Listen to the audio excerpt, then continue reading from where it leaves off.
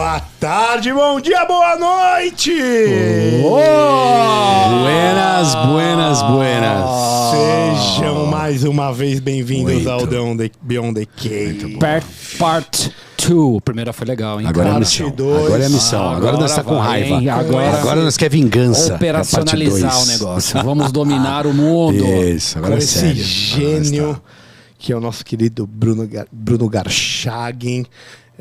Quem não viu a capivara dele, tá no episódio 1. É longa, hein? É longa. É E só quem a não sabe quem é Bruno Garchagen, por favor, deixe este episódio. Ilumine-se, Bem-vindo. ilumine-se. Por favor, volte ao século XXI, por favor, Santo velho. Para aproveitar, professor, você poderia mostrar os livros pro pessoal? Isso. Autor de dois best-sellers. best-sellers. Ali mesmo, tá bom. Ali, ó. Esse daqui é o primeiro, pare de acreditar no governo, porque os brasileiros não confiam nos políticos e amam o Estado. Quer dizer, essa porcaria, em vez de melhorar, só piora. Exatamente. E aqui, direitos máximos, deveres mínimos, o festival de privilégios que assola o Brasil. Bruno, você só poderia voltar. Qual que é o tema do segundo? Perdão, primeiro. Desculpa, o primeiro. Por que os brasileiros Não confiam nos políticos e amam o Estado. Me parece o cara que fala assim, numa briga, quando você tá no playground, e é o primeiro a chamar o irmão mais velho ou o pai. Você fala, meu, não é pra chamar o meu irmão mais velho, nem seu pai, resolve aqui no playground. E quando ele faz isso, ele adora chamar o pai dele, porque ele quer resolver botar o pai dele na história, o irmão mais velho. Não pode fazer isso. Faz sentido isso que eu tô falando pra você? Quando era assim, era até bom, porque ficava no âmbito privado. Isso. Hoje em dia chama o promotor, Isso. o juiz. É isso. É o Estado que tem que fazer a mediação dos isso. conflitos. É isso. Essa A pessoa quer isso, ela convida o Estado pra arbitrar a vida dela em vez de ela resolver no playground com a amiguinha. É muito difícil ter porrada no playground hoje em dia. E aí o que você chama um regulador externo, então assim, quando você quer resolver um problema individual ou de esfera individual, você pede por mais coletivismo. Isso foi carinhosamente cunhado como paradoxo de Garchagen. E Bruno... Garchagen's Paradox, falam por aí. Garchagen's Não. Paradox. Você sabe, esse negócio do paradoxo JP. de Garchagen foi uma piada que um amigo meu, Martim Vasques da Cunha, fez. Falei, cara, você precisa chamar esse subtítulo seu do paradoxo de Garchagen. Eu ouvi aquilo e falei, mas isso é muito pretencioso, né? Na palestra seguinte eu já estava falando. É bonito, cara. O cara tem um nome bonito, cara. Como um bom conservador, ele adere às ideias boas e incorpora Mas eu acho naquilo, bonito. né? E eu acho bonito que Garchagen parece um negócio meio paradoxo de Heisenberg. Parece uma coisa de física quântica quando você fala. Então ganha uma autoridade logo de cara. Que Bonito, tem que falar mesmo. Número quebrado, né? Dá a impressão de 7,23 é muito melhor do que 7,0. Esse sobrenome parece uma coisa importante, né? Mas na Alemanha deve ser uma coisa tipo Silva. Eu, quando era criança, adolescente, adorava, porque era muito diferente e tal. Hoje em dia, enfim... A brincadeira que eu faço assim, não há nada mais brasileiro do que o meu sobrenome alemão. Eu gosto disso. Não há nada mais. Eu gosto disso. Porque assim, uma discussão muito boa sobre identidade brasileira. Os estrangeiros, mas principalmente os brasileiros, é uma coisa que a gente projeta. Quando se pergunta ao brasileiro, né, o que você acha que é o brasileiro? Aí vai para o Nordeste, vai para uma determinada cor de pele, um determinado tipo de música. E no fundo, assim, quando a gente vai ver a história do Brasil e vai tentar identificar os elementos que constituem o Brasil, é justamente essa pluralidade de coisas que faz com que, ou que fez com que famílias de várias partes do mundo, ou para começar a história, né, portugueses que vêm para cá se relacionam com os índios, depois vêm os africanos, obviamente naquela infâmia que era a escravidão, mas o tesouro que os africanos nos legaram é algo importante. Depois sírios, libaneses, japoneses, suíços, alemães, etc, etc. Quer dizer, isso tudo é uma riqueza fabulosa, né? E portanto, na minha família, parte de pai, parte de mãe, cara, é toda essa mistura que a gente não valoriza. Então tem índio, tem suíço, tem negros, tem alemães, tem italianos. Então eu tenho um nome, Bruno, que é italiano. Meu sobrenome do meio, parte de mãe Meirelles, português. Meu último sobrenome, Garchagen, em alemão. Zé, eu tenho essa cara aqui que assim, não é uma cara de um alemão típico, né? Então eu tenho tudo aquilo que me torna brasileiro. Zé, então essa coisa esse falseamento também, né, do que é ser o brasileiro. Não, o brasileiro é o Brasil profundo. Que diabo de Brasil profundo? Todo mundo que falou em Brasil profundo, acho que nunca foi nesse Brasil profundo que fala, sabe? Então, assim, e é uma coisa divisionista que me incomoda muito. Como se o Brasil fosse só esse Brasil profundo, como se os brasileiros fossem só os mais pobres, como se os brasileiros não fossem todos nós. É isso. E assim, e se a gente assumiu isso como identidade, aí ferrou. Porque a gente já tem um outro problema. Todas as vezes a gente é treinado a odiar o Brasil. Já começa por aí. A gente, desde criança, em casa, na escola, etc., a gente é treinado a odiar o Brasil. E isso se manifesta de forma muito clara quando você pergunta a qualquer um de nós brasileiros quais são os aspectos positivos do Brasil. Cara, começa a olhar para o lado, lateral, não sei o quê. A gente não consegue responder de forma imediata aquilo que nos identifica positivamente. É muito difícil, a gente tem que puxar na memória. E que é de imediato para um estrangeiro. O estrangeiro também não é. O estrangeiro é muito caricatura. Eu acho que o indivíduo... Não, numa conversa de Não open é. heart, cara. Eu tô falando assim, eu não tô falando do que se imagina da ideia do brasileiro. Mas assim, a forma de interação... Eu ia perguntar isso pro Camarão, que acho que vai poder explicar aqui pra gente a ideia da figura do intuitivo extrovertido, que forma um pouco, diz um pouco dessa identidade brasileira. Do Merapena. Sim, mas é mais até como, não só, mas em termos de imagem, né? Que, por exemplo, o brasileiro é uma população que gosta de pessoas, de novidade, que é uma população que é vista como jovem, então logo adepto a tecnologias, né? E tem essa capacidade de interação. Essas coisas boas que o Bruno estava enumerando. Que eu acho que tá muito ligado à ideia da miscigenação e de um país continental. Nós somos muito gigantes, de fato, por natureza. Sim. Nós somos, acho que, o 6º país em extensão continental e o 5º em população, ou ao contrário. É um negócio assim, né? A gente é bem grande no cenário internacional. E a gente é grande às custas disso que você acabou de falar, que eu acho muito curioso. E a gente tem os Silvas, que vão do Anderson Silva ao Ayrton Senna da Silva, passa pelo Gustavo Kirten, o Torben Grael, os Gracie, que é mais história, que tinha um escocês que foi um escocês que estava no Pará, conheceu um japonês, ensinou jiu-jitsu, eles foram para o Rio de Janeiro e criaram o BJJ, o Brazilian Jiu-Jitsu. O brasileiro é isso.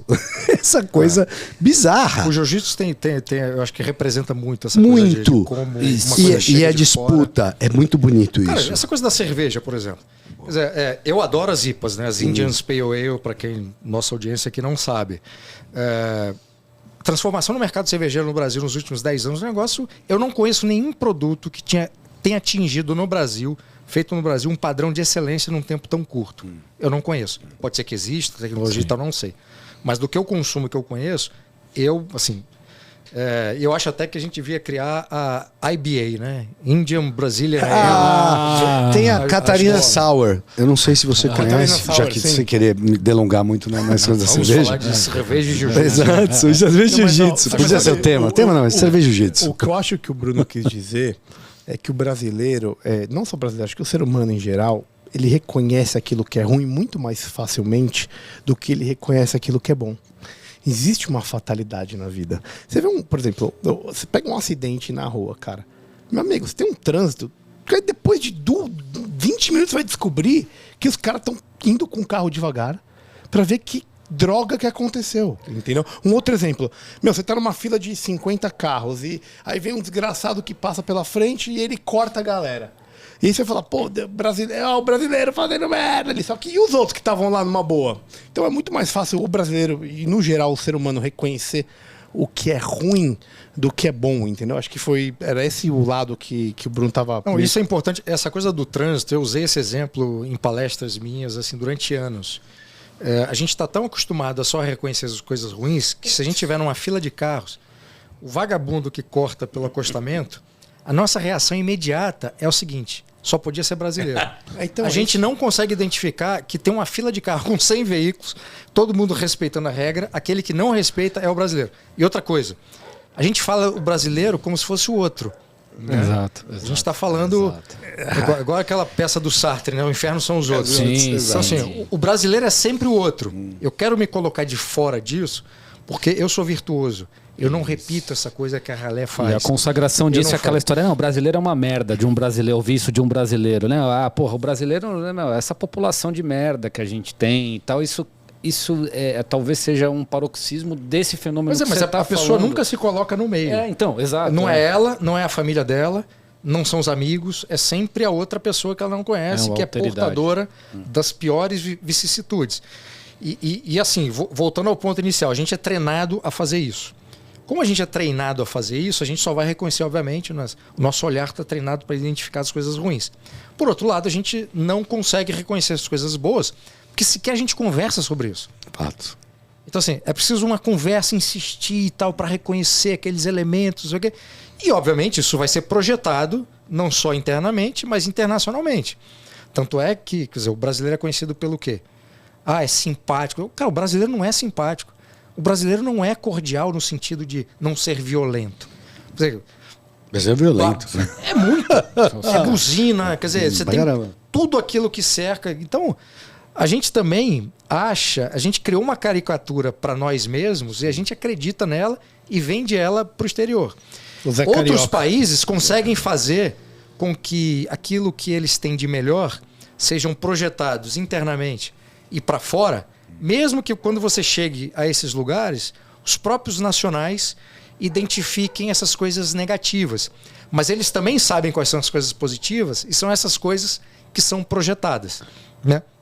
Por exemplo, quando se fala no inglês, né, o que vem à cabeça do brasileiro de forma imediata? Aí é o Lorde inglês. Então, assim, se um brasileiro é minimamente educado, não fala palavrão, não arrota a mesa, né, se veste de forma adequada, de acordo com o momento, é o Lorde inglês. Quer dizer, nunca é o brasileiro educado, entendeu? Exato. Então, assim, se o sujeito chega na reunião no horário, que é a coisa mais básica que o sujeito deve fazer, chegar no horário da reunião. É tipo você, assim, a gente usou... É o inglês que é o ponto, ou é o suíço. Né? Você vai na Inglaterra, conversa com jovens, ou pessoal mais... Fala assim, cara, esse negócio do inglês e tal, que respeita o horário... Ih, rapaz, ninguém respeita o horário aqui, não. Quer dizer, talvez os mais velhos façam isso. Né? Então, todos os países têm os seus problemas. No caso eu sempre dou exemplos que são mais próximos, porque são exemplos que eu conheço mais, e não estou idealizando a Inglaterra, nada disso.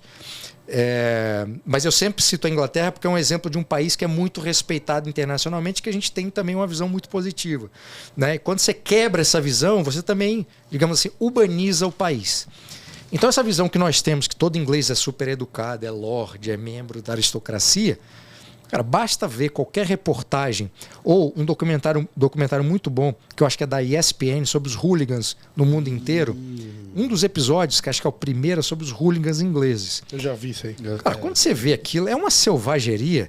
E eu fui para a Inglaterra a primeira vez em 2002 para estudar naquelas escolas de inglês, você não aprende nada e você sai de lá achando que aprendeu alguma coisa.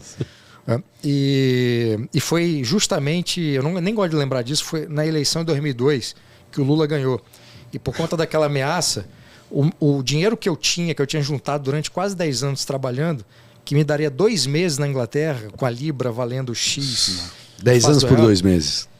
Só que eu não lembro exatamente o que tinha acontecido, foi logo antes da Carta ao Povo Brasileiro. Sim. Deu, enfim, um problema. Eu acho que saiu uma pesquisa, alguma coisa assim. Então o dinheiro que valia para 2 meses, antes de eu embarcar só valia 1 mês. Bom, voltando aqui à Vaca Fria, o lugar onde eu morava ficava assim um pouco afastado da escola. E tinha um pub ali perto, que era o pub que era frequentado, cara, por gente pedreiro, assim, pessoal de obra. Quando você vai num pub afastado, você não está na City inglesa, você está... Eu estava em Cambridge, né? Mas quando você vai para o centro de Cambridge, tem uns pubs bonitos, estudantes, não sei o quê. Quando você está mais afastado, isso em Londres também acontece, cara, é o povão. É o cara que tem aquelas tatuagens horrorosas feitas nos anos 70, que os pontos já estouraram, não sei o quê, cabeça raspada. É aquele visual do hooligan. Você entra num lugar desse é assustador. Você começa a tomar cerveja com os caras futebol, não sei o quê. É uma outra visão. Só que eles conseguem de forma muito... Eu não vou dizer que é hábil, porque eu acho que isso não é muito consciente, mas eles conseguiram construir uma história, e tem até um professor querido, amigo, professor da Universidade Católica Portuguesa, o Zé Tomás Castelo Branco, que ele diz o seguinte: os ingleses foram tão hábeis que até as grandes derrotas que eles tiveram ao longo da história, eles transformaram em vitórias. Então a maneira como você trabalha culturalmente os seus acertos e os seus erros faz com que uma cultura nacional seja baseada sobretudo não nos erros, mas nas virtudes. Porque, cara, se tudo é ruim, e no caso do Brasil, se a gente sequer sabe que existiu uma história virtuosa, você não tem parâmetro. E aí, sabe o que é engraçado? Campo fértil para todo tipo de problema. Né? Isso cabe a relativismo moral. Só pra pegar Isso essa- cabe a monarquia defender. Não, mas você falou muito porque bem isso é um falado valor de monárquico, né, 2002. cara? E você falou, lembro com algum pesar de que 2002 era o ano que o Lula foi eleito. E me parece, pensando num cenário político atual, que isso pode acontecer de novo em 2022. E me parece que nós vamos tendo, como o pessoal do mercado financeiro fala, voos de frango. A gente vai dando saltos que não terminam num voo propriamente dito. É só um salto alongado. E isso vai criando uma certa desesperança. Nós vamos ficando combalido, maltratado, sem expectativas de futuro, dignos ao nosso tamanho, ou condizentes com a nossa estrutura. Faz sentido isso? Quer dizer, a nossa história vai contando algo combalido. E eu não falo de futuro, eu estou falando mais de passado. No imaginário popular. Faz sentido isso? E deixa eu acrescentar, apimentar um pouquinho. Que você está descrevendo aí, isso é uma das coisas que eu ia perguntar para o Bruno, então já vou emendar nisso, né? É algo que a gente conhecia lá como algo como um marxismo patrimonialista, né? Vamos chamar assim, né? Em formas de atuação política. Eu vi uma entrevista do Bruno recente, que ele descreveu o governo atual, o governo Bolsonaro, como um positivismo militar, né? Então dando essa ideia,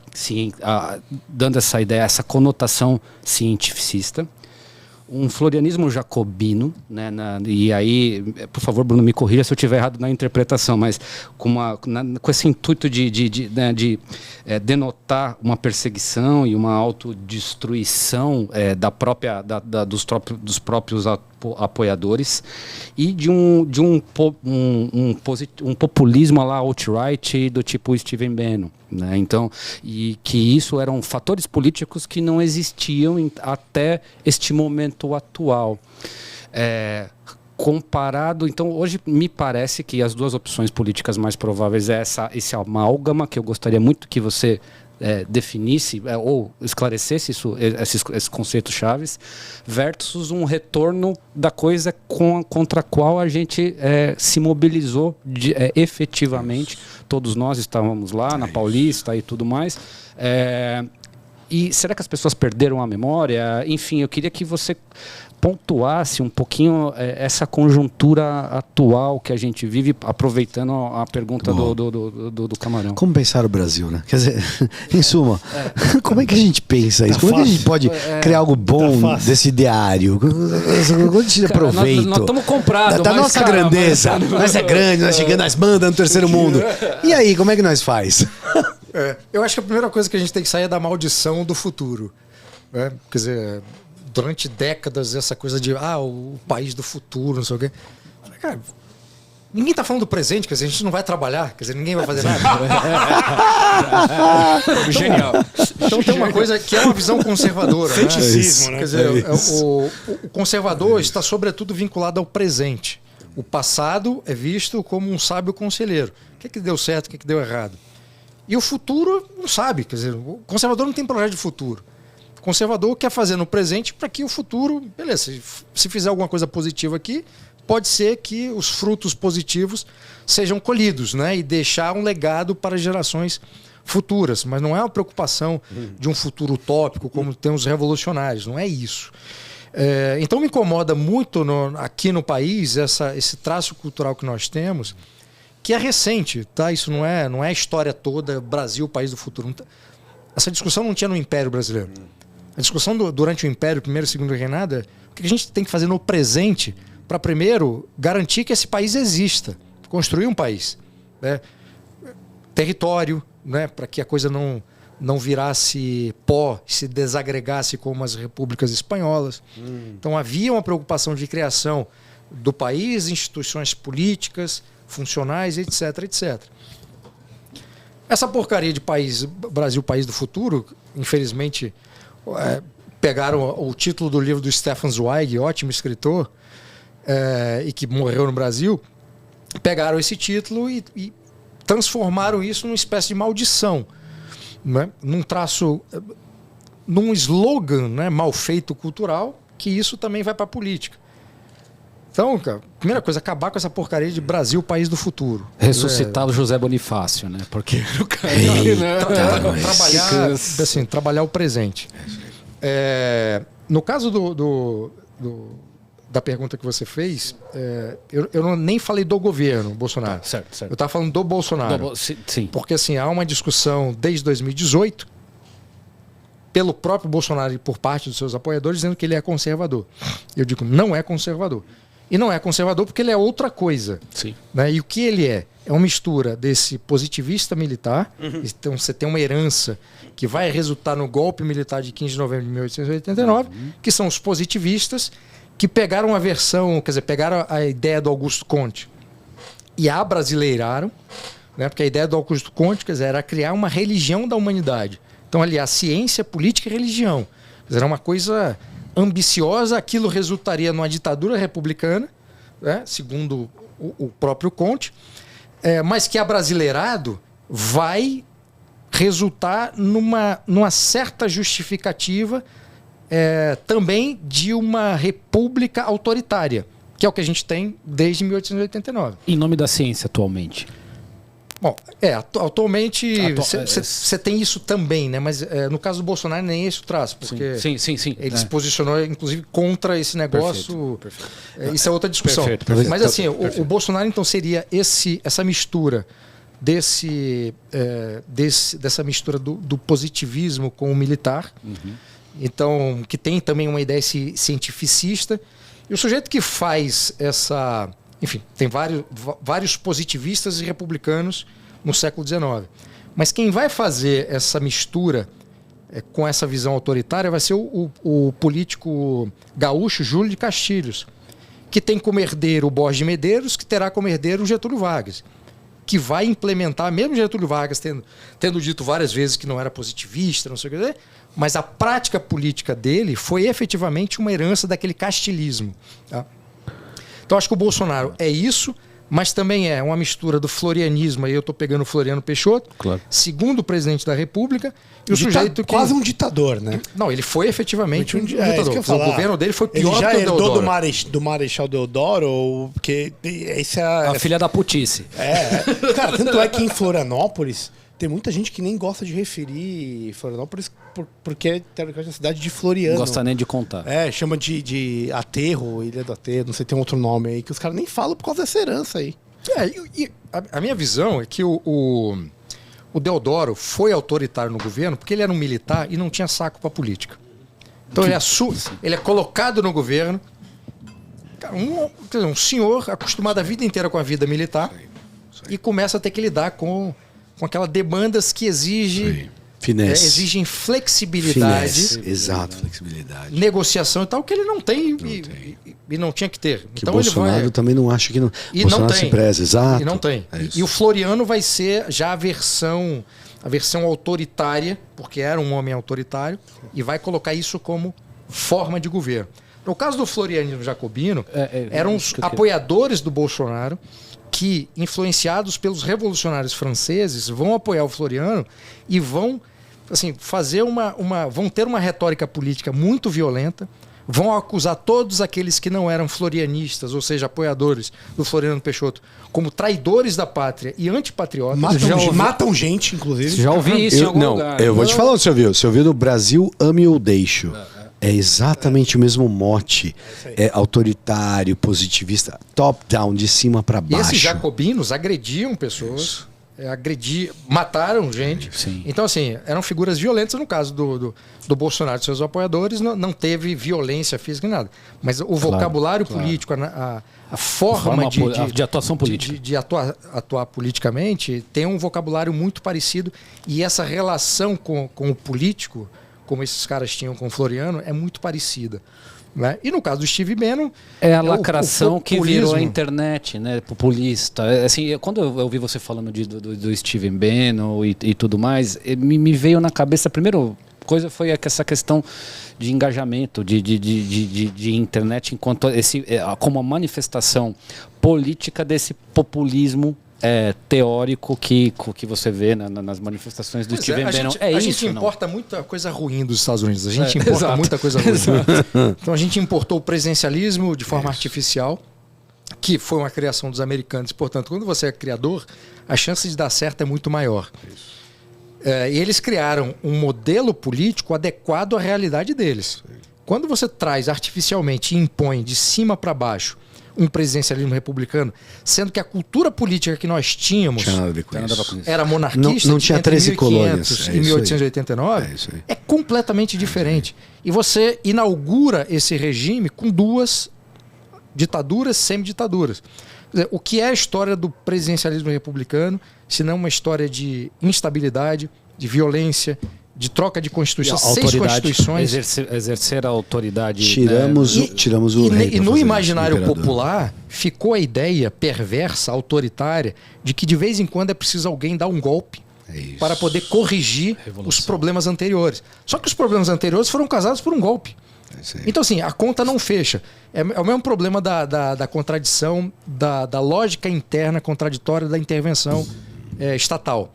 Que é o seguinte: aquela intervenção deu errado, o problema não foi da intervenção, foi de pouca intervenção. Então vamos fazer mais uma intervenção. É que nem Estado.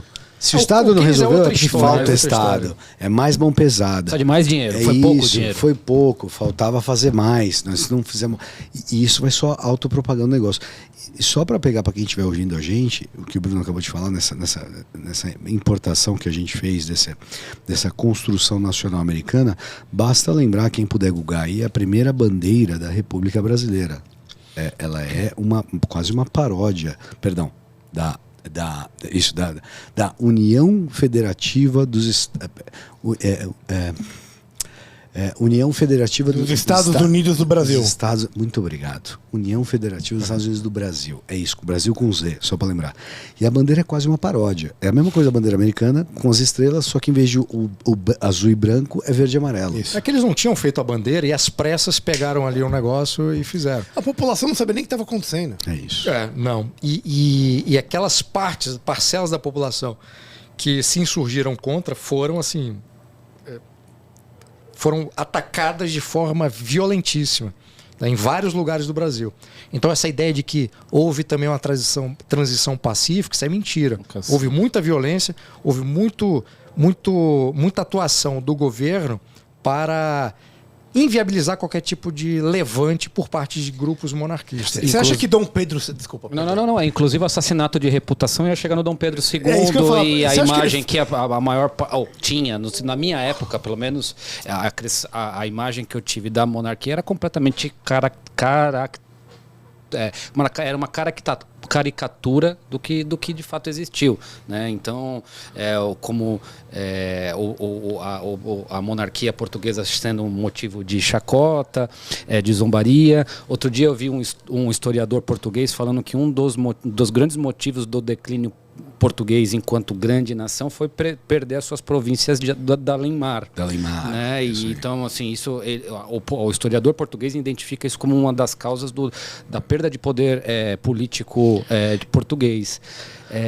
Bruno, só para pegar o gancho, tem uma pergunta que a gente estava aqui deliberando antes da sua chegada, que ela é muito simples, mas pareceu para nós muito complexa. Ser conservador é igual ser de direita? Quer dizer, são sinonímias ou existem diferenças? Né? Porque, só para ensejar o papo, acabamos de falar da gestão Bolsonaro, da administração Bolsonaro. Ela se vê claramente, como de direita. Mas para um conservador, em vários momentos, fala assim, peraí. Não é nem a pau. Não é a mesma coisa que a princípio poderia aparecer. Então eu te perguntaria... Pantalho. Ser conservador são sinônimos? Como se dá isso? Já tem, acho que pelo menos 2 anos que eu estou em 2 brigas, 2 frentes. A primeira para esclarecer o que é conservador e para dizer o que não é conservador. A segunda é para pedir ou tentar fazer com que as pessoas parem de usar a esquerda e direita. Eu não sei de outra pessoa que tem feito isso no mundo, e uma das críticas que eventualmente me fazem é que eu sou o único cientista político que não usa as duas categorias. E não uso por qual razão? Falar de esquerda e direita não quer dizer absolutamente nada. Se falar direita conservadora, beleza. O que é direita? O que não é esquerda? Então, assim, essa contraposição, ela cria um problema de definição. Porque, assim, se você me disser o seguinte, olha, a direita é formada pelo conservadorismo, pelo liberalismo, pelo libertarianismo, pelo anarcocapitalismo, ou seja, todos aqueles grupos que não são de esquerda, certo? São grupos muito distintos entre si. Você não pode fazer uma definição do que é a direita, porque não há uma identidade. Se não existe uma identidade, como você vai definir aquilo? Como você vai explicar que a direita é formada, por exemplo, por conservadorismo e liberalismo, sendo que há divergências inconciliáveis entre o conservadorismo e o liberalismo? A começar pela visão sobre o que é liberdade e como essa liberdade se manifesta na prática social e política. Então, é impossível. Quando você vai para o campo da esquerda, você tem um problema, porque você pode dividir, por exemplo, essa esquerda em duas partes. O socialismo marxista e o socialismo não marxista. Se você pega os debates, os textos de jornal do Marx, do Lenin, do Trotsky, atacando essa outra esquerda do socialismo que não era marxista, você vê ali que havia uma não identificação entre polos distintos. Então você falar de esquerda também é errado, porque você não está dizendo absolutamente nada. Essa semana eu respondi uma pergunta que não tem a ver com política, mas eu acho que ilustra muito bem isso, que foi uma pergunta que me fizeram no Instagram, que era o seguinte, uma pergunta muito interessante, que era: um conservador apoiaria uma secessão, um conservador nordestino seria conservador se apoiasse uma secessão dentro do Nordeste? Aí eu comecei a perguntar, a responder o seguinte: falar em Nordeste já é um problema. Por quê? Porque o Nordeste é o conjunto de estados que estão localizados na região Nordeste. Cada estado tem uma identidade cultural específica. Cada estado tem uma forma de falar, um sotaque diferente. Quer dizer, para o Sul, todo aquele sotaque parece igual, mas não é. Se eu chegar e falar se eu chamar um baiano de cearense, esse baiano não vai se reconhecer como cearense. Se eu chamar todo mundo de nordestino, eu estou igualando um cearense com um baiano. Não faz sentido. É a mesma coisa que quando a gente aprende África. Quer dizer, parece que a África é tudo uma coisa só. Parece que a África, todo mundo fala a mesma língua. E parece que a África, enfim, não é aquele caldeirão cultural. Com exceção da África do Sul. Então tem a África, o resto é a África do Sul. Subsaariana. Mas é isso. Sim, mas parece uma coisa só. É isso mesmo. E não é. Não é. Muito Quer dizer, mesmo dentro de um país e dessas fronteiras artificiais que foram criadas na Primeira e na Segunda Guerra, dividiram assim, tribos ao meio, botando uma tribo para um país, outro país. Quer dizer, é uma confusão gigantesca, mas do ponto de vista cultural, linguístico e tal, aquilo é um caldeirão extraordinário, quer dizer, um tesouro extraordinário. Então, quando se fala de África, a pessoa pensa assim: a África é tudo África. Não é, entende? Então, voltando aqui à conversa, eu estou numa briga já há um tempo para não usar direita, nem esquerda. Mas, sobretudo, direita, porque eu sou da direita conservadora. Se a direita existisse, seria um pleonasmo vicioso. Né? Mas como não existe, a pessoa chega para mim e fala assim: eu sou de direita. Eu falei: beleza, meu nome é Bruno Garchag. Quer dizer, para mim não está dizendo nada. Se a pessoa é de direita e eu sei as correntes políticas que são identificadas à direita, essa informação que a pessoa está me trazendo não significa nada, porque ela pode ser conservadora, pode ser liberal, pode ser ANCAP, pode ser qualquer coisa. Isso pode justificar qualquer ação prática dela sendo de direita. Que é o que nós estamos vendo hoje. E pode misturar um negócio. Que é o que nós eu estamos sou vendo de hoje. direita. É o que nós estamos vendo você é conservador, você é de direita, mas quem fez enfim, quem agiu errado, quem fez a merda, foi um liberal. Ou o contrário. Aí o liberal vai ter que dar explicação por conta da merda que o conservador fez. Então, como a gente está num momento histórico das pessoas se interessarem enfim, usarem de forma equivocada o termo. Então eu estou nessas duas frentes de briga. Primeiro, explicar o que é conservador, os elementos do conservadorismo, e dizer que falar de direita não significa nada. Porque ao falar que é de direita, eu estou sendo colocado como conservador no mesmo espectro, por exemplo, do Bolsonaro, do bolsonarismo. Que são coisas muito diferentes. Você até pode dizer o seguinte: o Bolsonaro é de direita porque não é de esquerda. Mas isso não significa nada. Porque eu, sendo de direita conservador, né, e não sou de direita, eu sou só conservador, o Bolsonaro vai representar individualmente esses elementos que eu citei, que não tem nada a ver com conservadorismo, de acordo com a nossa tradição conservadora. Eu não estou usando o Scruton, não estou usando o Burke, eu não estou usando o Michael Oakeshott, eu não estou usando o John Kicks, eu não estou usando o Reinado. Não precisa. Não, a gente tem a nossa tradição. É mais nativo. É isso. Ele está falando de natividade. E aí nós temos um outro problema de desconhecimento histórico, que muita gente defende. Ah, não, o Bolsonaro é conservador. Enfim, primeiro cai num discurso equivocado. Exato. Segundo, que você tem uma retórica, outra importação americana, quer dizer, negativa, que é como se o Bolsonaro fosse aqui uma representação de um republicano americano. Tem esse. Então o Deus, pátria e família. Sim, o Deus, armas e família, não sei o que, dos republicanos lá. Então, assim, isso tudo está fora do lugar. O que eu acho muito engraçado e risível é quando bolsonaristas me acusam de ser um conservador. Eu não lembro qual é o termo que eles usam, mas não, o Bruno está querendo trazer o conservadorismo inglês aqui para o Brasil. Cara, foda-se o conservadorismo inglês. Não tem ninguém que fale mais do conservadorismo brasileiro que eu. Só que é o seguinte: essas pessoas vivem num estado de negação o tempo inteiro e querem justificar e dar uma embalagem mais bonita ao Bolsonaro. E assim, eu não tenho o menor problema com quem defenda, enfim, se quer defender o Bolsonaro, Lula, o problema é seu, não é meu. Agora, não transforme ele ou a sua corrente política, seu movimento, naquilo que ele não é. Porque aí nós teremos um problema. Né? Então, assim, o meu esforço, só para encerrar que eu estou falando demais, é o seguinte: é pegar essa tradição conservadora brasileira, essa responsabilidade que eu assumi, pegar essa tradição, restaurá-la, atualizá-la e, obviamente, como um conservador, identificar isso aqui não faz mais sentido no presente. Isso que foi uma defesa dos conservadores no século XIX, isso aqui no século XXI não faz sentido algum. Então, como é que a gente atualiza, restaura, atualiza e aprimora esse legado? Porque se eu não fizer isso, eu não estou sendo conservador. Assim, não faz sentido algum. Perfeito. E eu queria aproveitar, Regina agora me lembrou, a gente tem uma pauta de discussão aqui, tem inúmeros temas para conversar com você. A gente eu estou estourando a pauta. Não tá nada. Jamais, só somando. Não é estourando. Estourando em uma pletora de argumentos. Mas tem um ponto que a gente queria discutir com muita cautela e com muita tranquilidade e sobriedade, embora a gente esteja tomando cerveja faz muito tempo, que a gente começou a discutir. Eu queria trazer aqui à baila a questão do casamento gay. E o que eu quero dizer com isso?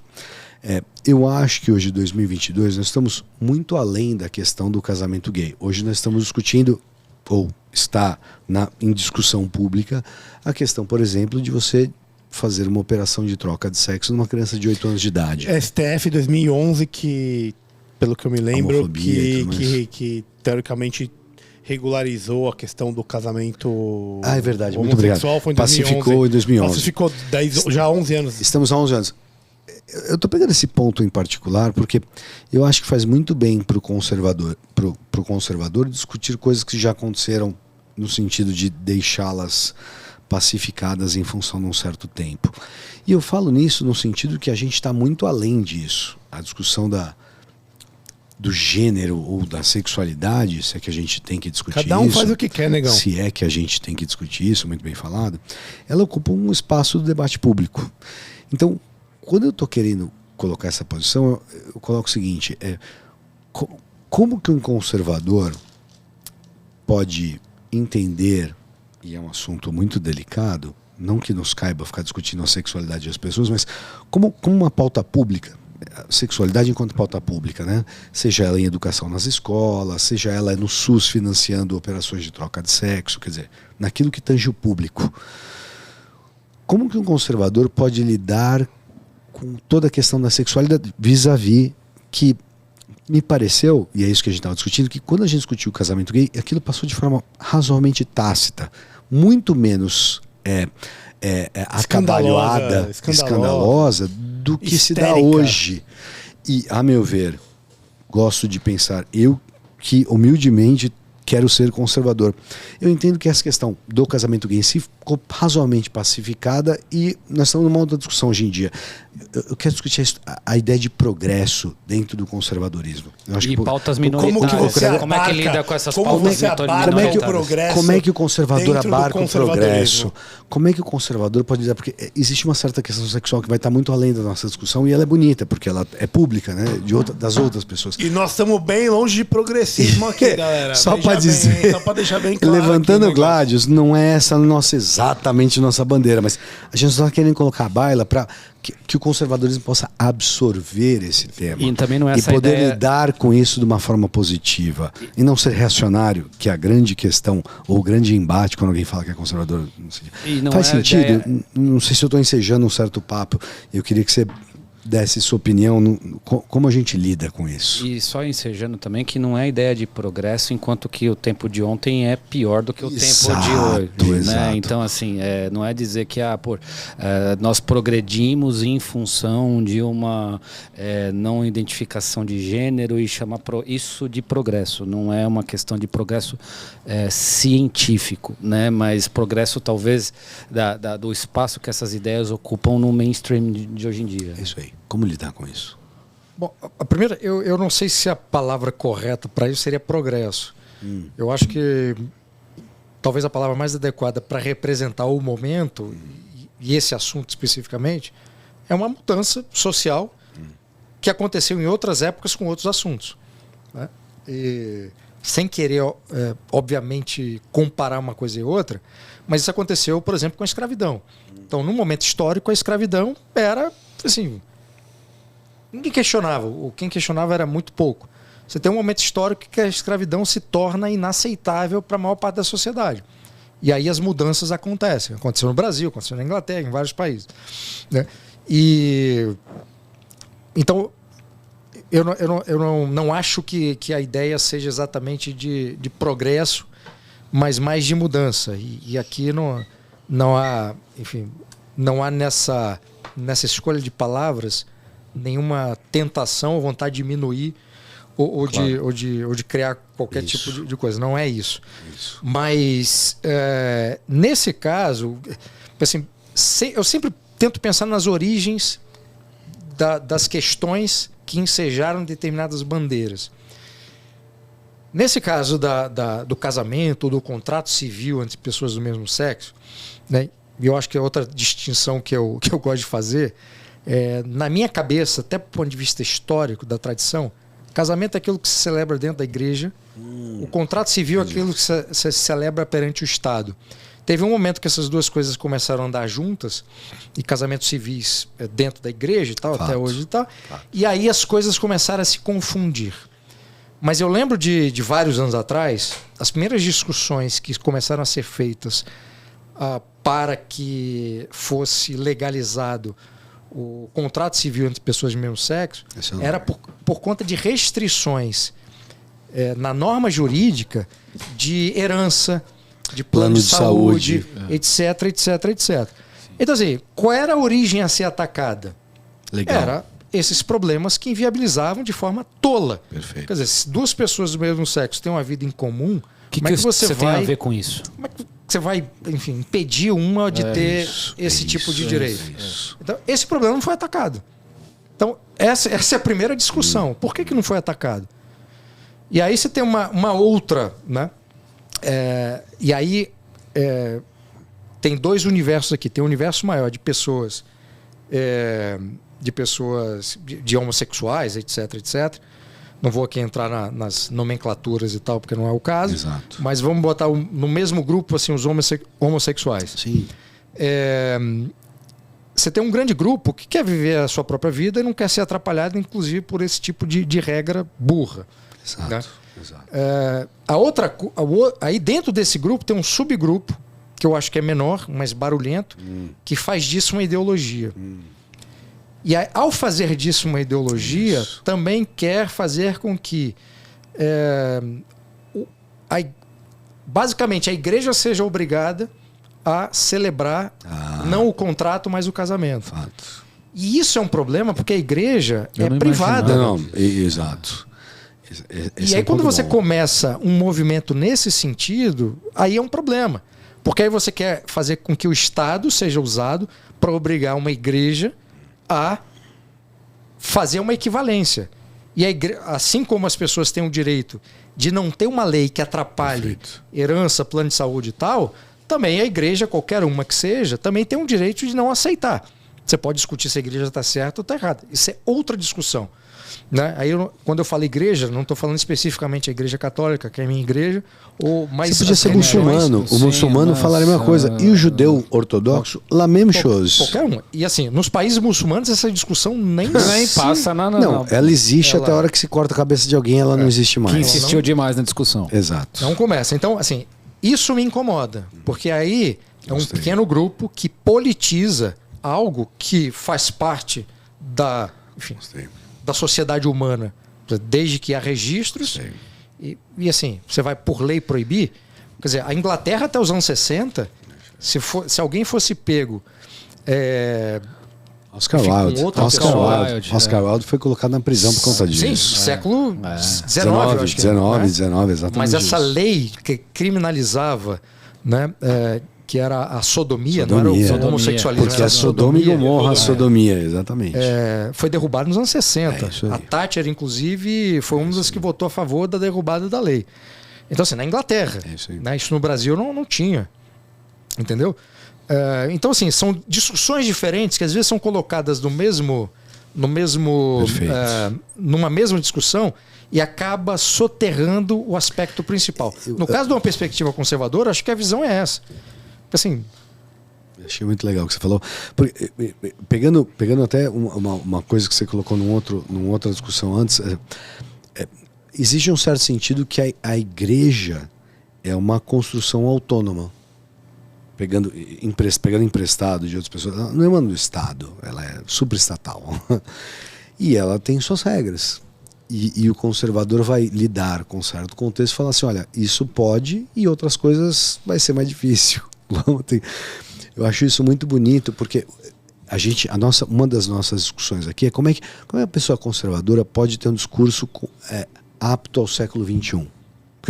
Até o Papa, ele colocou o Bergoglio. Por favor, não quero tem que ter, né? Se você não está vinculado ao presente, às discussões de presente. Porque eu acho que aí, Bruno, que você já falou várias vezes, existe um destacamento entre ser conservador e ser reacionário. Nós não estamos falando de reacionarismo. Era isso que eu queria abordar. E eu entende? nem entrei na discussão sobre ser reacionário, porque também é outra caricatura que foi criada. Tá? E assim, e também por autores importantes, tá? Eu próprio, durante anos, caí nesse erro, influenciado por autores que eu respeitava. Tinha até uma aula do meu curso para entender política sobre o pensamento reacionário, que a aula estava errada. E aí eu tirei essa aula da plataforma, chamei um amigo meu que é especialista em pensamento tradicionalista / reacionário, para ele dar essa aula. Eu podia, claro, obviamente dar aula, mas eu queria que alguém que conhecesse muito mais que eu pudesse dar essa aula. Então, e é uma tradição que existe no Brasil também. Durante o século XIX existia não exatamente uma tradição, mas representantes desse pensamento tradicionalista, que era sobretudo católico e monarquista. Inimigo do iluminismo francês, contra esse liberalismo francês e contra, obviamente, por extensão, essa modernidade estabelecida pela Revolução Francesa. Foucault. Tá? Nada de Foucault aqui. Nada de Foucault. Cara, você pode pegar o budismo, por exemplo, ou você pode pegar o tradicionalismo cristão também como exemplo dessas então correntes. Você tem aí, quando é que o tradicionalismo vira reacionário? Diante de uma revolução. Então, assim, o pensamento reacionário, ele emerge na França, com nomes como de Maistre, por exemplo, diante da Revolução Francesa. Eram tradicionalistas, monarquistas, católicos, etc., que, perante o episódio como aquele, reagem, né, e usam o seu background tradicionalista para reagir contra aquilo e criticar aquilo. No caso do Brasil, essa é a minha tese, né? Só poderia haver reacionários a partir do 15 de novembro, que eu qualifico como sendo não só um golpe militar, mas um golpe militar que é um instrumento da revolução. Que essa é a minha tese de doutorado, inclusive, que eu estou escrevendo. Então, a gente não fala do 15 de novembro como sendo revolução, né?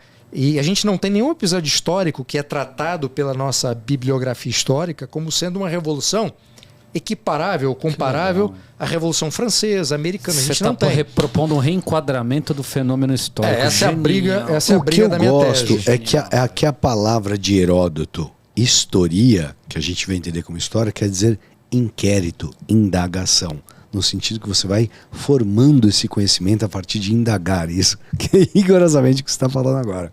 Precisamos reenquadrar isso. Uma tese arriscada, mas fechando a coisa do pensamento reacionário é o seguinte: então só pode haver reacionário a partir desse golpe ou dessa revolução de 1889. Então no século XX nós tivemos pessoas muito importantes, católicos, monarquistas, Plínio Correia de Oliveira, fundador da TFP, o Jackson de Figueiredo, que estranhamente era um reacionário não monarquista, Arlindo da Veiga, enfim, vários intelectuais que foram muito importantes, que eram tradicionalistas / reacionários.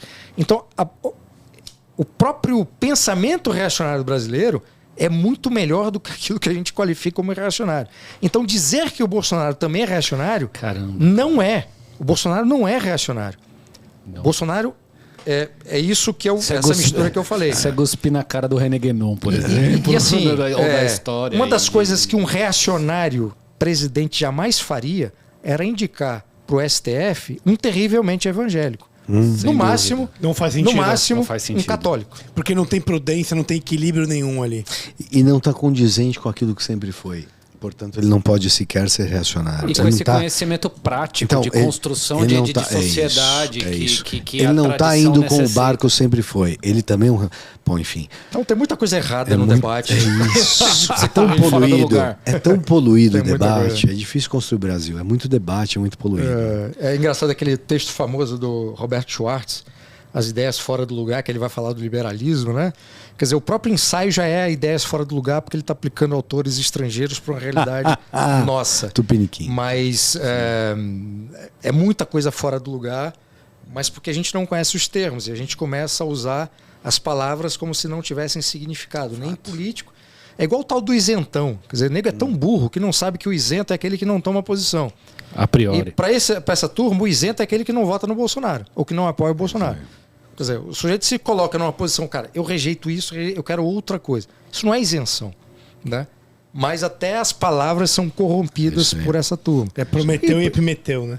Enfim, falando do Bolsonaro, assim, no caso dos lulistas, do Lula, La même chose. Essa turma toda aí socialista, os extremos, essa é a ideia do Fla-Flu, né? Inacreditável. Você é Fluminense ou Flamengo, eu gosto tanto de falar faz. do futebol porque eu acho que o futebol é mais importante. Que nem você ser acusado de não fazer um jornalismo independente, né? Fala, Bruno Garchagen, você não faz um jornalismo independente. Enfim. Isso é outra briga, porque essa coisa da ideia do jornalismo imparcial. Não existe imparcialidade jornalística. Não existe. Não existe, não pode existir. A partir do momento em que um jornal faz uma escolha, eu vou publicar isso, e essa notícia vai ter essa hierarquia de informação, se eu vou dar esse título priorizando isso e não aquilo, não há imparcialidade. A imparcialidade seria se, diante de um crime, a manchete desse a mesma atenção ao criminoso e à vítima. Isso não acontece. Então, assim, o jornalismo é parcial. O criminoso é suspeito. É o suspeito. Agora tem isso, né? Isso é chamado de imparcialidade. Agora tem isso. Mas assim, é possível fazer um jornalismo de alta qualidade sem cair nessa mitificação da imparcialidade. E a tradição da imprensa brasileira é uma tradição de vínculo político declarado. Então você pega os jornais do Império, a partir de 1808, era ou republicano, era ou liberal ou monarquista. Então você comprava um jornal sabendo qual a orientação. E comprava o jornal por isso. Se a gente dá um salto na história, você comprava a Tribuna da Imprensa do Carlos Lacerda porque sabia quem era o Carlos Lacerda. E sabia que ali era pau todo dia contra o Getúlio. Se você comprasse a Última Hora do Samuel Weiner, você comprava porque sabia que ali ia ter os colunistas socialistas, como Paulo Franz, que depois deu a guinada e era fabuloso, né? Mas tinha ali o Paulo Franz, outros colunistas socialistas e uma posição pró-Vargas. Entende? Então, assim, a tradição, isso só começa a mudar ali nos anos 70, salvo engano, quando a Folha de São Paulo faz a sua reforma e aí traz também dos Estados Unidos uma visão diferente do que era o jornalismo, tá? Para o bem e para o mal. Para contextualizar isso aí, assim, acho que é bem legal e para quem tem alguma dúvida disso daí, eu recomendo o livro, a biografia do Nelson Rodrigues, chamado Anjos Solitários. O Anjo Pornográfico. Anjo Pornográfico do Rui Castro, que dá essa dinâmica dos jornais e dessa identidade que existia entre os jornais, para você não ficar com essa ideia de que o jornalismo bom é o jornalismo isento nesse sentido que o Bruno apresentou. E é uma defesa do mercado das ideias. Exato. As ideias são jogadas, as pessoas podem aderir a elas ou não, e esse mercado está aberto para todo mundo. O que a gente não pode é censurar, é não deixar essa ideia ser colocada, que é o que a gente vê hoje em dia muito, né? Você querer cancelar o sujeito para perder patrocínio, para inviabilizar o negócio. Isso é inacreditável. E muitas vezes, às vezes a pessoa erra, e vou te falar, eu acho que uma das virtudes do conservador é isso, ele conseguir entender que ele errou, factibilidade, né, e ele aceitar o erro dele e ele melhorar. E você vê o cara errando e ele sendo jogado aos leões, meu. É uma coisa muito bizarra, porque você não leva... E ainda ser humilhado como inocente, né? O inocente falou a verdade, deveria ter mentido. Né? Agora, uma coisa que eu tenho reparado em vários cancelamentos de gente importante, tipo o Monark, sim, é que se você peita e continua, né, mesmo se desculpando, fiz merda, não devia ter falado isso e tal, mas minha vida vai continuar e foda-se vocês. Todo mundo que fez isso conseguiu retomar a vida. Retomou melhor. Olha o Monark agora com esse novo... Olha o Narlock. Tentaram cancelar o Narlock. É fato. Então, assim, quem for cancelado, não caia no erro de achar que morreu, que não tem jeito. Assim, enfrenta, reconheça. Se errou, reconheça o erro. Se não errou, pau na máquina e vai em frente. Porque essa coisa de recuar e assim não fazer mais nada achando que a vida acabou, assim, isso é receita pra dar merda. Capítulo 1, Jordan Peterson. Eu quero pegar, só para terminar, a Revolução Francesa, Danton falando. Como é que a gente resolve a Revolução Francesa? Ele falava assim, de l'audace, encore de l'audace, toujours de l'audace. Audácia, mais audácia, audácia todo dia. Então, se você for peitar o sistema, você tem que ser audacioso. Putz, mas não é uma boa referência. Não é. Mas a graça, essa é a Calma aí, amigão. Você pode não, você pode ser. Essa é a referência para os canceladores, não para quem cancela. Fato. Mas mesmo no nazismo, na Blitzkrieg, você pega a Blitzkrieg que existiu, é o jeito que os americanos estão com a guerra hoje em dia. É legal. Sêneca falava isso. Sêneca citava várias vezes Epicuro. Ele fala, por que eu cito? Porque eu quero pegar do meu adversário o que melhor que ele tem para poder jogar contra ele. Eu acho isso muito interessante tentar falar. Audácia como coragem. Já estouramos o tempo. Excelente, maravilha. Epicuro, inclusive, tem tudo a ver com o conservadorismo. Mas a gente vai deixar o tema Epicuro e conservadorismo polêmico.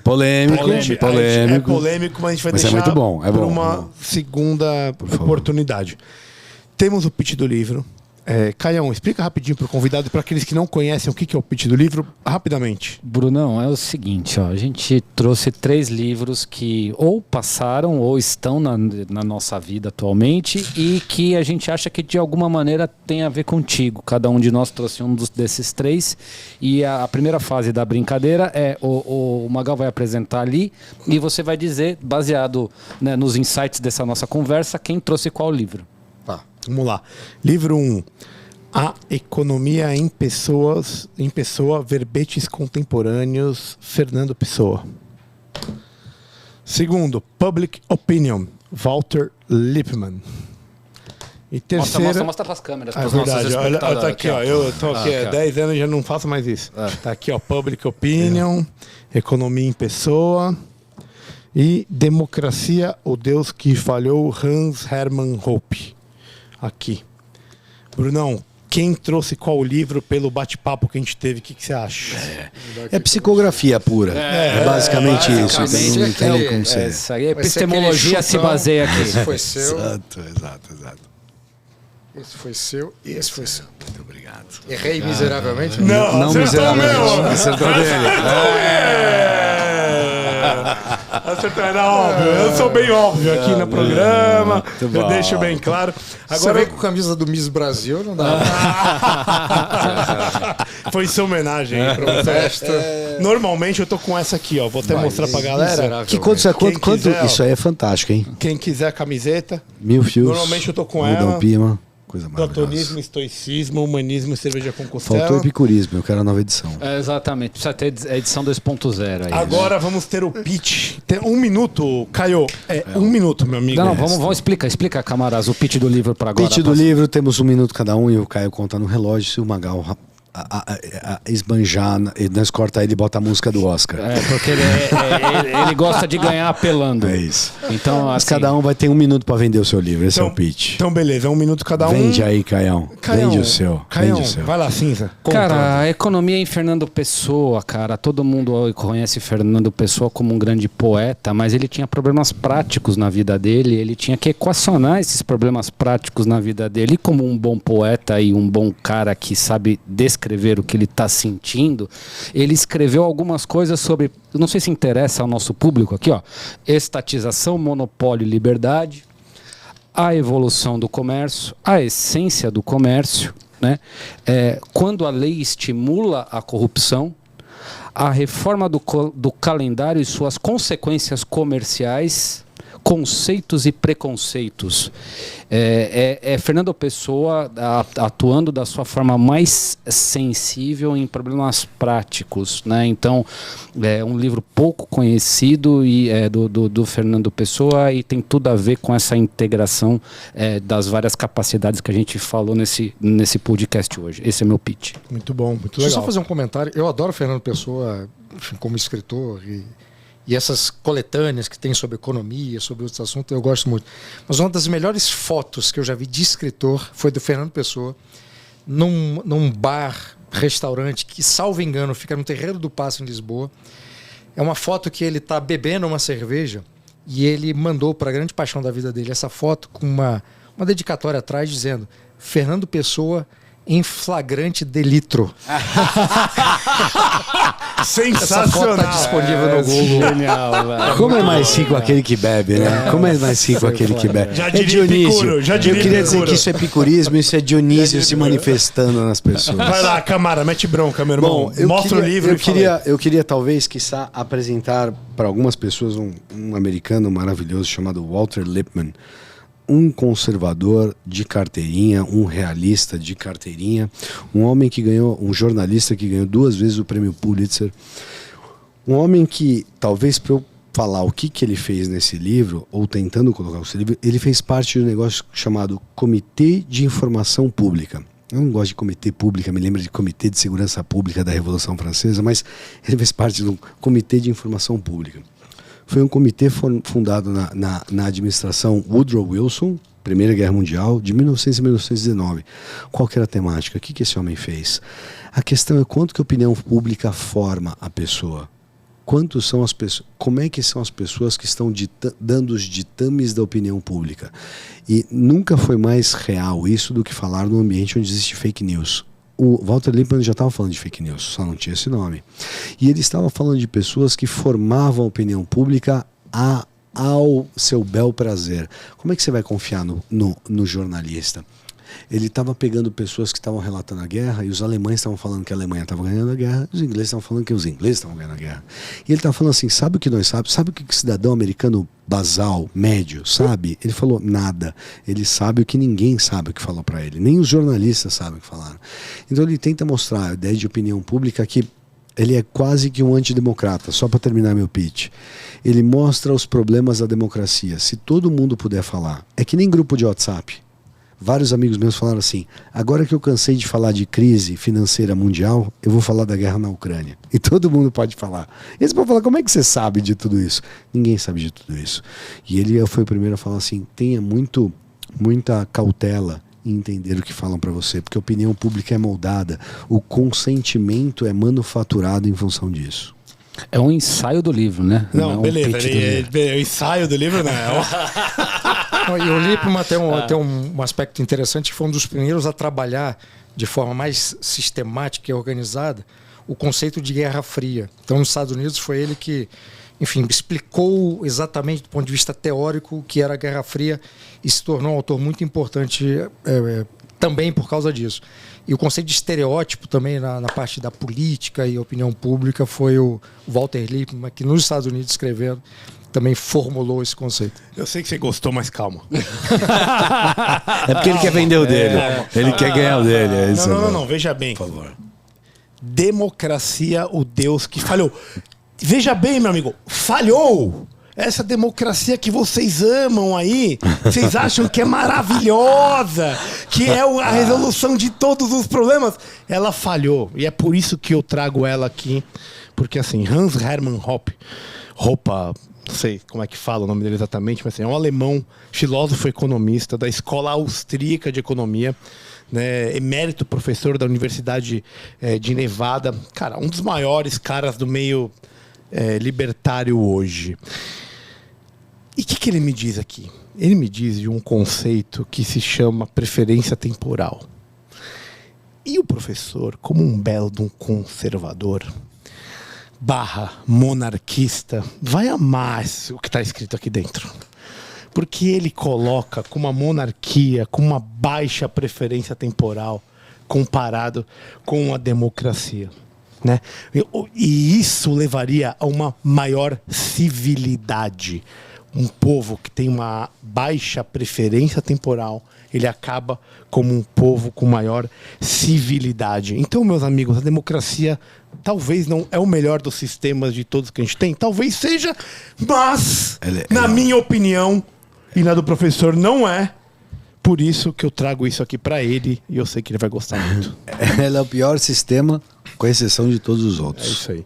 Já que eu fiz um comentário sobre os outros hoje, eu vou fazer um comentário também rápido a respeito desse. Eu não sou muito fã do Hans Hermann Hoppe. Esse livro tem uns insights muito interessantes. Enfim, no fim das contas é isso, né? Se eu for ameaçado de tomar um tiro na testa e tiver que escolher um regime, uma forma de governo, seria a monarquia absolutista.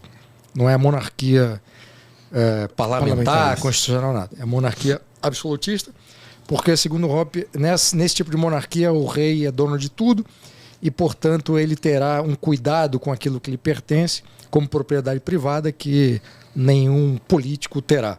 Tá? Tem umas loucuras aí dentro desse livro. Enfim, os libertários adoram, não sei o que, tá vivo. Eu falei que a Revolução Francesa era exatamente... A Revolução Francesa é esse absolutismo que vai embora. Calma. Tem uns insights interessantes, mas o livro como um todo, enfim, me incomoda bastante coisa, e mesmo ele fazendo a defesa da monarquia absolutista. Eu gosto disso. Legal, fiquei em último lugar. Quer dizer, eu concordo com tudo que o Bruno falou e você se deu mal. Duas coisas ao mesmo tempo. Tudo bem, né? Não dá pra ganhar sempre, que é Corinthians. Professor, qual o livro que o senhor vai escolher aí dos dois? Eu já sei que não é o meu, fico muito triste por isso, mas eu vou te convidar novamente. É justo. Cara, eu vou escolher o Fernando Pessoa porque não! Vendo além. Explicar duas coisas. Primeiro, o pessimismo de Pessoa contradiz a expectativa, porque eu achei que ele não ia escolher o Fernando Pessoa pela alma pessimista, modernista que o Pessoa tem. Eu adoro ler autores nihilistas ou pessimistas, porque, como são completamente diferentes da minha perspectiva, é bom para equilibrar, né, a alma e o espírito. Mas o Fernando Pessoa eu vou escolher por duas razões. Primeira, eu adoro o Fernando como escritor, então tudo que ele escreve é muito bom, porque ele como escritor vai escrever sobre qualquer coisa, com estilo literário, com uma visão completamente inusual. Se você pegasse um economista, um cientista político ou qualquer outro profissional para escrever sobre os mesmos assuntos, seria uma chatice dos diabos, e ele é muito bom. E a segunda razão é porque eu sou uma pessoa da literatura que depois foi para a política. Então, o meu início da vida como leitor é literatura, ficção, prosa e poesia. Depois é que... E meu objetivo inicial era escrever sobre livros. Literatura, sobretudo. Também na área acadêmica, antes de pensar em ciência política, a minha ideia era fazer mestrado e doutorado em literatura brasileira. E por essa razão... Aí o Fernando Pessoa tem também assim, um terceiro ponto que eu tinha esquecido. Assim, Portugal não é nem a segunda casa, é minha casa junto com o Brasil. Que legal. E, portanto, eu sou completamente apaixonado por Portugal, como o Fernando Pessoa era. Então, ler o Fernando Pessoa tá com um pé no Brasil, com um pé no Portugal, atravessando o oceano. Então, só para parafrasear ele, uma frase famosa dele, indo muito de conta que você falou, ele falava: a minha pátria é a língua portuguesa. Frase de Fernando Pessoa. Quando está falando isso, está falando dos lusófonos, aqueles que falam português. Excelente, bizarro, maravilhoso. Eu temos que acabar. Infelizmente. Mas muito infelizmente. A gente tem que acabar. Eu, como português, também amo muito toda essa história. Já vou até Luís Vaz de Camões, começo muito antes aí, mas essa língua portuguesa ela é muito rica, é muito maravilhosa. Ela não pode ser desconstruída. Essa é uma briga que a gente tem que ter. Mas, professor, eu queria te agradecer pela sua simpatia, pelo... Poxa, aos 0 minutos o senhor já aceitou, vamos lá. Um baita cara... Primeiro escalão. Altíssimo nível. É isso aí. E te conhecer aqui me deixou muito, muito mais fã de tudo que eu vejo no dia a dia. Realmente você é um baita de um exemplo para todos nós, né? A gente espera muito que esse tipo de pessoa prospere e vingue e mude realmente o Brasil, que a gente precisa mudar, é muito claro. Pelos nossos filhos. Pelos nossos filhos. Um dos motivos que a gente está aqui é esse. Então, assim, de coração, o Caio, que eu sei que te adora de coração também. Então, eu falo meu isso... latifúndio do coração, ele é aristocrata. Então, cara, muito obrigado. Muito obrigado, não por hoje, mas... Até uma próxima, por esses últimos a gente podia já deixar aqui ensejado uma próxima vez. Por esses 10 anos que a gente te conhece, né? Que já é muito tempo aí seguindo. Então, muito obrigado por estar aqui com a gente, por nos dar essa oportunidade que pra gente é sensacional, apesar de singela. Isso aí. Imagina, cara, tem conversas que só acabam porque a cerveja acaba. Aqui foi o contrário. Né? A conversa acabou por falta de tempo, a cerveja continua. Mas, cara, brigadíssimo pelo convite. Fiquei muito honrado quando você entrou em contato comigo. Eu vi o que era o podcast, a proposta de vocês. Eu espero sinceramente que vocês cresçam, que vocês tenham a visibilidade e a audiência que vocês merecem, porque um projeto como esse é um projeto de valor inestimável. E mesmo que agora a audiência não seja a audiência que vocês esperam, que vocês merecem, que vocês terão, a audiência é qualificada, porque são pessoas que estão realmente interessadas no que vocês fazem. E assim, eu aceitei o convite de pronto dessa primeira vez. Eu fico à disposição de vocês, quando vocês precisarem, podem ficar à vontade, não hesitem em fazê-lo. Nos próximos meses, obviamente, eu vou estar ocupado e dedicado à minha pequena Martina junto com a Mariana. Que alegria. Mas o que eu puder fazer para que esse projeto de vocês seja bem sucedido, vocês podem contar comigo. Porra, Bruno, sou teu fã, te acompanho há mais de uma década. Uma vez eu vi você falando, né, a respeito, quando te perguntaram, como é que faz para ter autoeducação, né? E você respondeu assim, cara, é difícil você falar em autoeducação, porque eu tive muitas pessoas que, direto ou indiretamente, me ajudaram no caminho do que eu sou hoje. E eu me reconheci no minuto zero. E você é um desses caras, né? Você, de fato, foi um desses caras que apresentou hoje várias das pessoas que hoje povoam o imaginário do que o Caio é hoje, né? Então, para mim é motivo de honra ter conversado contigo. Para mim é um orgulho muito grande. Eu sou professor há pelo menos uma década. Eu falo para eles há tempos, você é um dos caras com uma capacidade de tornar um assunto complexo ou obscuro iluminado, né? Eu acho que isso para mim me cativou na primeira vez que eu vi você explicando algo a respeito de um assunto que você dominava, né? Então isso de alguma maneira me influencia bastante até hoje. Então, de coração, eu gostaria de agradecer muito, muito, muito a sua presença hoje. Obrigado mesmo. Obrigadíssimo, fico muito honrado, cara. Obrigado. Só 10 segundos o que eu queria dizer. 5 segundos. Mais uma IPA. Mais uma, por favor. Precisa de um brasileiro ir para fora e ver uma ilha aqui na Inglaterra e falar como é que esses caras funcionam tendo muito menos que nós e a gente não consegue engendrar um negócio. E aí você volta com um problema para resolver. Você fala assim, cara, como é que é esse futuro que não se realiza? E tem um desafio. E por isso, quando a gente fez o negócio do paradoxo da coragem, você precisa estar precisa de pessoas especiais para falar assim, quer saber? Eu pego esse negócio, daqui que eu vou resolver esse negócio. Eu pelo menos, eu vou adiantar o problema para que outros depois de mim possam resolver, mas precisa de muita coragem. Você tem coragem, que você continue com a sua coragem, que tem muita gente seguindo atrás. Muito obrigado. Imagina, obrigado. Só assim, uma pequena observação. Foi menos a Inglaterra e mais um lugar menor, Portugal. Ou mais pequeno, como se diz lá, que foi Portugal. Mais pequeno. Quando eu fui para Portugal em 2007 e fiquei lá até 2009, foi lá que eu consegui olhar o Brasil com outros olhos. E 2 experiências lá de Portugal, experiências rápidas, mas que eu consegui entender também um pouco do Brasil, foi quando eu fui fazer palestra em Moçambique e Angola. Caramba. Então, esses 3 lugares, depois eu volto para o Brasil. Então, a Inglaterra é uma nota de pé de página. Quer dizer, o livro foi escrito por em Portugal e Brasil. Magal, episódio 3, agora já tem nome, velho. As armas dos barões assinalados. É isso. Pelo ocidental Praia Lusitana. Gigante galera, pela própria natureza, meu querido. Muito obrigado, pessoal. Não esqueçam, @BeyondTheCavePDC, Instagram, Spotify, valeu, YouTube. Beijos pra todos. apoia.se/Beyond, R$20. Dê uma olhadinha lá. Beijo, Caju. Na internet. Muito obrigado. Boa noite a todo mundo. Beijo, valeu. Caju, meu querido. Beijo do Sócrates pra você. Beijo do Sócrates. Tchau. Até mais.